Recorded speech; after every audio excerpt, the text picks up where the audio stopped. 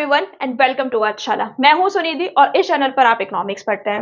अगर आप इकोनॉमिक्स के किसी भी एग्जाम की तैयारी कर रहे हैं, एकेडमिक्स और कॉम्पिटिटिव, बात चाहे इग्नू के कोर्सेज की हो या डीयू के कोर्सेज या किसी भी रेगुलर यूनिवर्सिटी के बच्चे की बात हो, या फिर बच्चा जो कि एक नेट की तैयारी कर रहा है, इंडियन इकोनॉमिक सर्विस की तैयारी कर रहा है, इकोनॉमिक्स ऑप्शनल की तैयारी कर रहा है, we have completely customised course for you. We can customise course according to your needs, whatever your needs are, where you think you need to work on yourself, we will be the torch bearer for you. You can level up your preparation with Arthshala. Arthshala is one-stop solution for everything you need related to economics. Be it competitive, be it academics, we are there for you and we serve you the best. Enjoy the lecture now. अब हमको देखना है employment, कितने लोग higher होंगे, क्यों होंगे, वो सब हमको समझना है। फिर हम इन दोनों चीजों को मर्ज कर देंगे तो theory of employment and output हमने पढ़ लिया। बस सिंपल, वेरी सिंपल। तो सबसे पहले हमको समझना है लेबर डिमांड के बारे में। एम्प्लॉयमेंट जैसे कि मैंने आपको बताया, wage rate, labour demand, labour supply, तीन मेन कंपोनेंट हमें इसमें पढ़ना है। तो सबसे पहले हमको पढ़ना है लेबर डिमांड। तो सबसे पहली बात हमको समझनी है कि what is a labour demand. अगर आप फैक्टर्स ऑफ प्रेडिक्शंस आपने पढ़े हैं, आई एम श्योर आपने पढ़े होंगे, मैंने आपको पढ़ाया, तो किसी भी फर्म को प्रेडिक्शन करने के लिए, किसी भी गुड्स एंड सर्विसेज का प्रेडिक्शन करने के लिए आपको रिक्वायरमेंट होता है लेबर का। आप लेबर को एम्प्लॉय करते हो, बदले में उनको वेजेस देते हो, and that's how a goods and services is produced in the economy. ठीक है, तो लेबर डिमांड जो है, पहली बात तो ड्राइव डिमांड है, यानी कि डायरेक्ट डिमांड नहीं है। ड्राइव डिमांड से क्या मतलब है, मतलब अगर किसी कॉमोडिटी की डिमांड हाई है तो उस कॉमोडिटी में यूज होने वाली लेबर की डिमांड हाई है, और अगर किसी कॉमोडिटी की डिमांड कम है तो लेबर यूज होने वाली, जो उसमें लेबर यूज होगी, उसकी डिमांड कम है। यानी कि जो लेबर डिमांड है that will be totally dependent on the demand of the commodity. It is a drive demand, it is not a direct demand. पहली चीज इसमें ये समझने वाली है। ठीक है, अगर डिमांड बढ़ती है तो उस कॉमोडिटी के प्रोडक्शन में जो लेबर है उनका भी डिमांड बढ़ेगा। ठीक है, लेबर को चेंज करना, लेबर को घटाना या बढ़ाना कंपैरेटिवली इजी होता है कैपिटल से, ये मैं आपको बता चुकी हूँ। इसीलिए हम शॉर्ट रन में हमने कैपिटल को, जब हमने प्रोडक्शन फंक्शन देखा तो हमने कैपिटल को क्या कर दिया था, फिक्स कर दिया था। क्लासिकल इकोनॉमिस्ट ने बोला परफेक्ट कंपटीशन है मार्केट में। भाई बिल्कुल परफेक्ट कंपटीशन है। उनका अजम्पशन क्या था कि परफेक्ट कंपटीशन है मार्केट में। परफेक्ट कंपटीशन अगर आपने माइक्रो इकोनॉमिक्स में पढ़ा है तो उसमें आपने देखा होगा, उसमें जो फर्म्स होती हैं, फर्म्स प्राइस टेकर होती हैं, यानी कि फर्म्स को प्राइस में लेके कोई भी इंडिपेंडेंस नहीं होती है। यानी कि जितनी भी फर्म्स होती हैं वो सारी की सारी फर्म्स प्राइस टेकर होती हैं। कोई भी अपना प्राइस खुद से डिसाइड नहीं कर सकती हैं। इंडस्ट्री ने जो भी प्राइस डिसाइड कर दिया। फर्म और इंडस्ट्री के बीच में क्या डिफरेंस होता है, एक कंपनी फर्म होती है और सेम प्रोडक्ट प्रोड्यूस करने वाली चीजें जो होती हैं वो इंडस्ट्री होती है। जैसे कि एडटेक इंडस्ट्री, जो भी लोग ऑनलाइन पढ़ा रहे हैं वो सब एडटेक इंडस्ट्री का पार्ट है। ठीक है, तो जब परफेक्ट कंपटीशन की बात करते हैं तो परफेक्ट कंपटीशन में जो एक इंडिविजुअल कंपनी होती है वो अपना प्राइस खुद से डिसाइड नहीं करती है, इंडस्ट्री प्राइस डिसाइड करती है, और उसी प्राइस पे आपको जितना आउटपुट प्रोड्यूस करना है आप उतना आउटपुट प्रोड्यूस कर सकते हो। और जब हमने इसको माइक्रो इकोनॉमिक्स में पढ़ा था तो माइक्रो इकोनॉमिक्स में हमने ये भी देखा था कि जो फर्म प्राइस टेकर्स होती हैं वो प्राइस को डिसाइड नहीं कर सकती हैं। तो मैं क्या एक बात लिख सकती हूँ कि जो आउटपुट है और जो लेबर है वो सेम डिसीजन है। This is the determining factor of this theory. ये चीज अगर आप समझ गए ना तो इस थ्योरी में आपको कभी प्रॉब्लम नहीं होगा।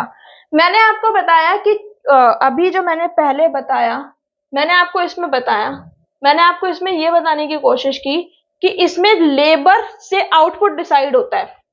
मैंने यहाँ पे बताने की कोशिश की थी क्योंकि लेबर और कैपिटल दो फैक्टर्स ऑफ प्रेडिक्शन माने गए हैं, और जो कैपिटल है वो शॉर्ट रन में फिक्स्ड है। इसीलिए सारा का सारा डिसीजंस लेबर के बिहाफ पे लिया जा रहा है। यानी कि लेबर और आउटपुट में डायरेक्ट रिलेशन है।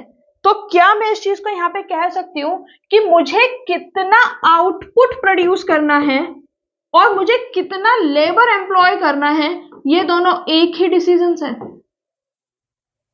मुझे कितना आउटपुट प्रोड्यूस करना है, मुझे कितना लेबर एम्प्लॉय करना है, ये दोनों एक ही डिसीजन है। क्या मैं इस चीज को बहुत क्लियरली बोल सकती हूँ या नहीं बोल सकती हूँ? मैम बिल्कुल बोल सकते हो। आप क्यों नहीं बोल सकते हो? क्योंकि मैंने भी थोड़ी देर पहले भी बताया। ठीक है, अब मुझे आप एक बात बताइए, प्रोड्यूसर इक्विलिब्रियम आपने पढ़ा, आपने उसमें पढ़ा कि जो मार्जिनल कॉस्ट और मार्जिनल रेवेन्यू जहां पे इक्वल होता है, फर्म उतना प्रोडक्शन करती है।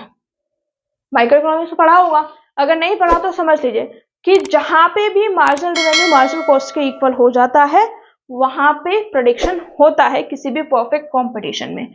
मार्जिनल कॉस्ट और मार्जिनल रेवेन्यू सेम कॉन्सेप्ट है कि एडिशनल कॉस्ट कितना आ रहा है और एडिशनल रेवेन्यू कितना आ रहा है, ठीक है। अब क्योंकि जो मार्जिनल रेवेन्यू है वो प्राइस के इक्वल होता है परफेक्ट कंपटीशन में। परफेक्ट कंपटीशन में price is equal to average revenue is equal to marginal revenue होता है। मार्जिनल रेवेन्यू जो होता है वो प्राइस के इक्वल होता है, ठीक है, इतने में कोई दिक्कत नहीं है। अब आप मुझे एक बात बताइए, मार्जिनल कॉस्ट क्या होगी? What is the marginal cost of a labour?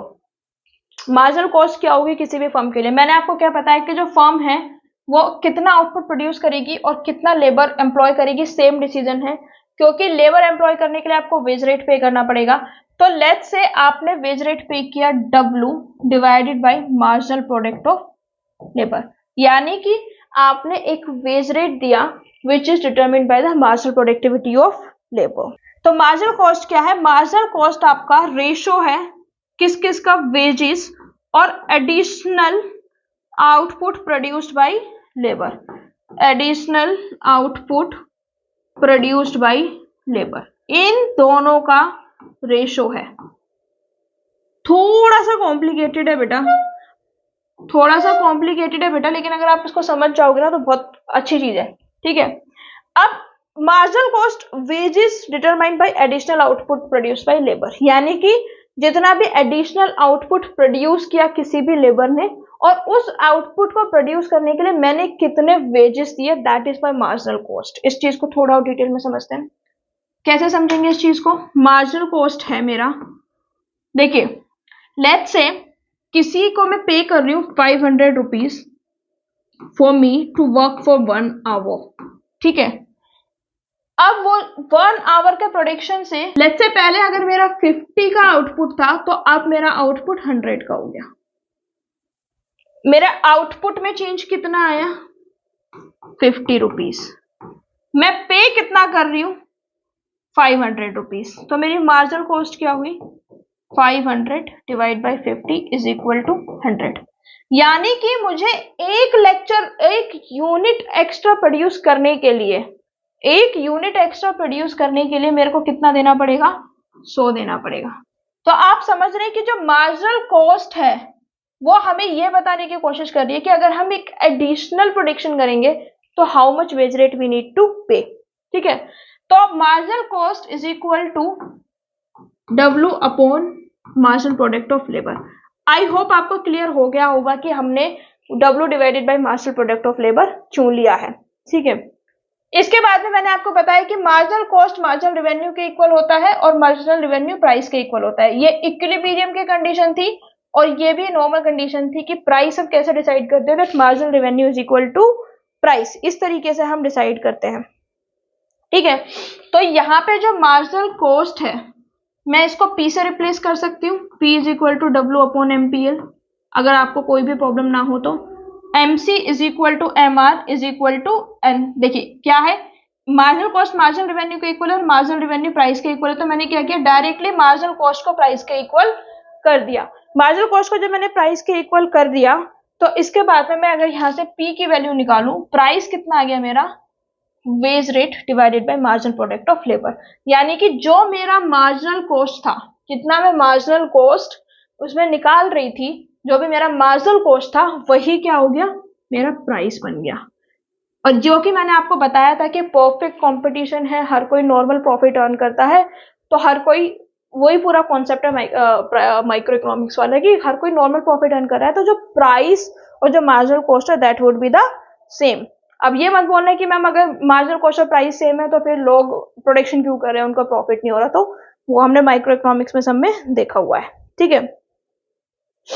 अब मुझे इसमें से इसको थोड़ा सा ना चेंज करते हैं, P is equal to W upon MPL, ठीक है।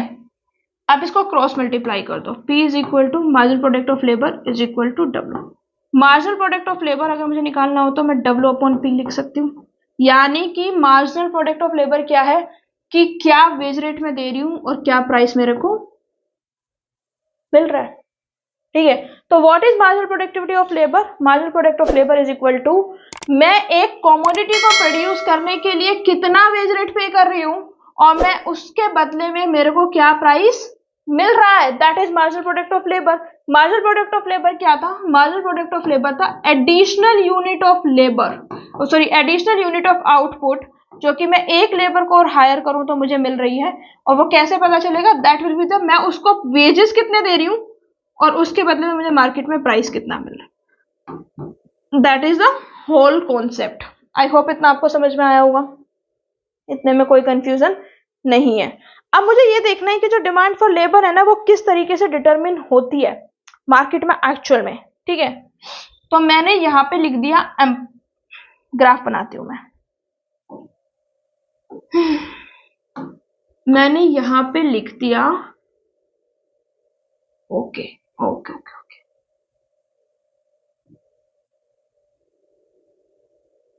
ठीक है। आई होप इतना क्लियर हो गया। यहां पे मैंने लिख दिया एम्प्लॉयमेंट,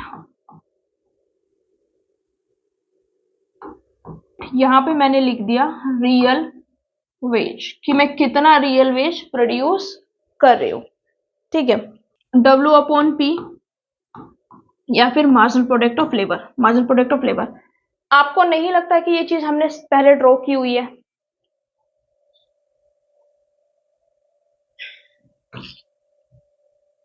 ये जो हमने ड्रॉ किया था नीचे, मार्जिनल प्रोडक्ट ऑफ लेबर, ये सेम ही चीज है, labour marginal product of labour, यही सेम चीज हमें यहाँ पे भी ड्रॉ करना है। यानी कि यही सेम चीज मार्जिनल प्रोडक्ट ऑफ लेबर हमें लेबर डिमांड भी दे रहा है। तो हमारा लेबर डिमांड कैसा था? Something like this, negatively sloped था, हमेशा नीचे की तरफ गिर रहा था। ठीक, अब हमको लेबर डिमांड की ना कुछ कैरेक्टरिस्टिक्स समझनी है सबसे पहले। ठीक है, तो जो लेबर डिमांड है वो हमारा नेगेटिव होगा। क्यों होगा?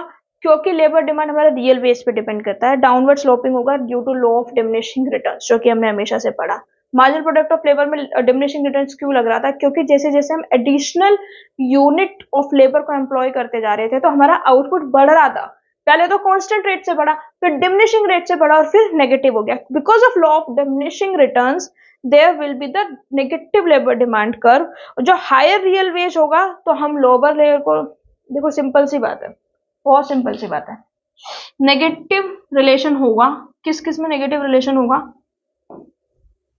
Labour demand is the function of real veg, but this is the negative function of real wage rate. Why it is the negative function of real wage rate? क्योंकि अगर जैसे wage rate ज्यादा होगा तो मैं ज्यादा लेबर क्यों higher करूंगा, मैं कम लेबर हायर करूंगा।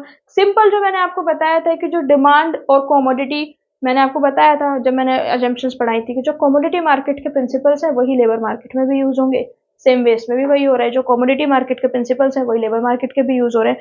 अगर मेरा वेज रेट हाई हो जाता है तो मैं कम लेबर को हायर करूंगा और फिर जो मेरा मार्जिनल प्रोडक्ट ऑफ लेबर है वो इक्वल हो जाएगा। और अगर मेरा वेज रेट कम हो जाता है, if my wage rate falls down, then I will hire more labour. Simple सी बात है। जिस तरीके से law of demand consumer theory में एप्लीकेबल था, इसमें law of diminishing return applicable है। बिल्कुल सिंपल सी बात है।